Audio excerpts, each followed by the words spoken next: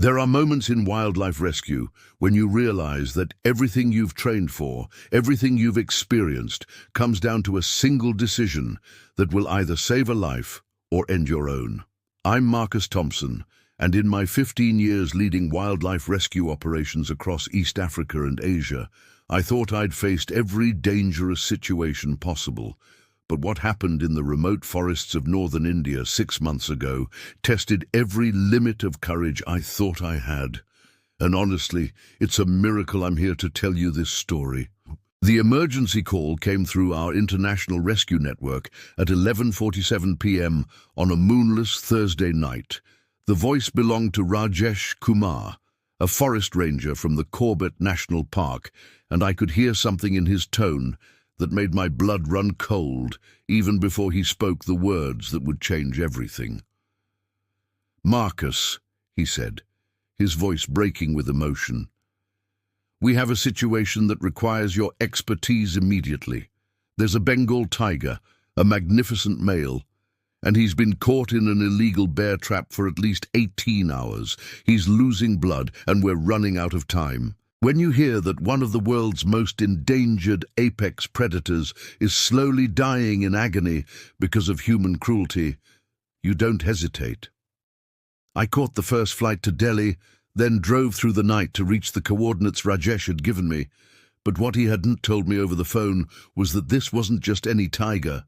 This was Raja, a massive male that had become legendary among conservationists for his role in protecting his territory and his cubs from poachers. The drive through the dense forest felt endless, every minute knowing that a magnificent creature was suffering somewhere in the darkness ahead. When I finally reached the ranger station, Rajesh met me with a face etched with desperation and fear. "Marcus," he said, gripping my arm, "my entire team is too terrified to get close enough to help. This tiger, even trapped and wounded, is still the most dangerous predator in these forests. But if we don't act soon, we'll lose him." As we approached the location where Raja was trapped, about 2 miles deep into the forest, I could hear him before I could see him. The sounds coming from the darkness were unlike anything I'd ever heard from a big cat. Not roars of anger, but something far more heartbreaking. They were sounds of pain, frustration, and what I can only describe as a desperate plea for help that cut straight through my soul.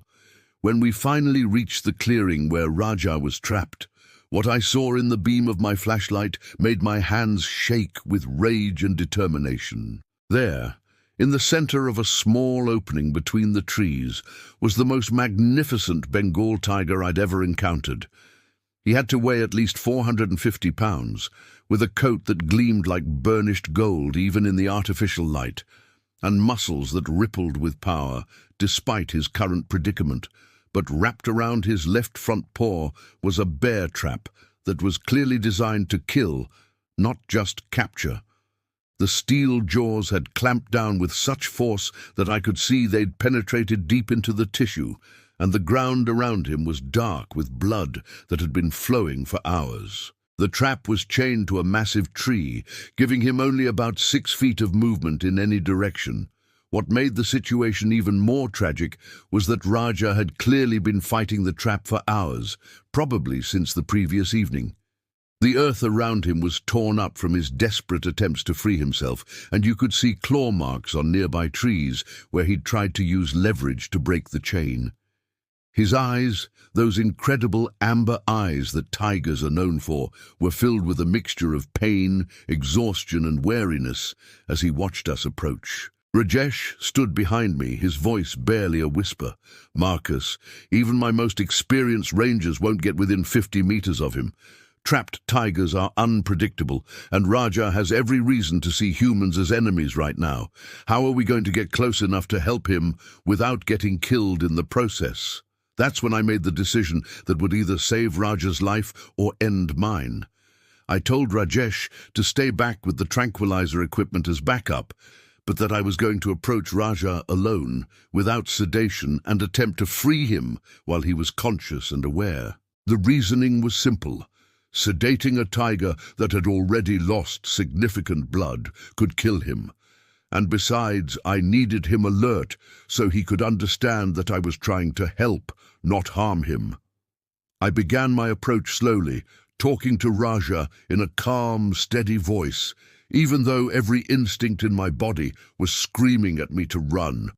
Tigers are ambush predators, capable of explosive bursts of speed and power that can end a human life in seconds. But as I got closer, something incredible happened. Raja stopped struggling against the trap and began watching me with an intensity that suggested he was evaluating my intentions. When I was about 10 feet away from him, close enough to see the individual whiskers on his massive face, close enough to hear his labored breathing, Raja did something that defied everything I knew about tiger behavior. He lay down, resting his massive head on his front paws, and looked directly into my eyes with an expression that I can only describe as trust mixed with desperate hope. Working with a 450-pound apex predator watching your every move is unlike any pressure I've ever experienced. My hands were shaking as I examined the bear trap mechanism, trying to figure out how to release the spring-loaded jaws without causing Raja to panic or triggering his natural defensive instincts. The trap was old, but well-maintained, clearly set by experienced poachers who knew exactly what they were doing. The most terrifying part was that I had to position myself directly next to Raja's massive paws to access the trap's release mechanism. If he decided I was a threat, those claws could disembowel me before I could even scream. But every time I looked into his eyes, I saw not aggression, but a desperate plea for help that kept me focused on the task at hand. The release mechanism was corroded from years of use, and it took every ounce of strength I had to begin working the lever that would open the jaws. As I applied pressure, Raja let out a low rumble that could have been a warning, or could have been encouragement. With tigers, the difference can be impossible to distinguish. But he remained perfectly still, as if he understood that his life depended on my success. What happened next was the most intense 30 seconds of my entire career. As the trap's jaws began to slowly separate, Raja's breathing became more rapid, and I could see every muscle in his massive body tensing. For a moment I thought he might panic and lash out, which would have been fatal for both of us. But instead, as the steel jaws finally released their grip on his paw, Raja simply lifted his injured limb carefully and looked at me with what I can only describe as gratitude. The injury was severe. Deep puncture wounds from the trap's teeth, significant muscle damage, and blood loss that would have killed a smaller animal. But tigers are incredibly resilient, and as Raja stood up and tested his weight on the injured paw, I could see that he would survive with proper care and time to heal. What happened next was something I'll remember for the rest of my life.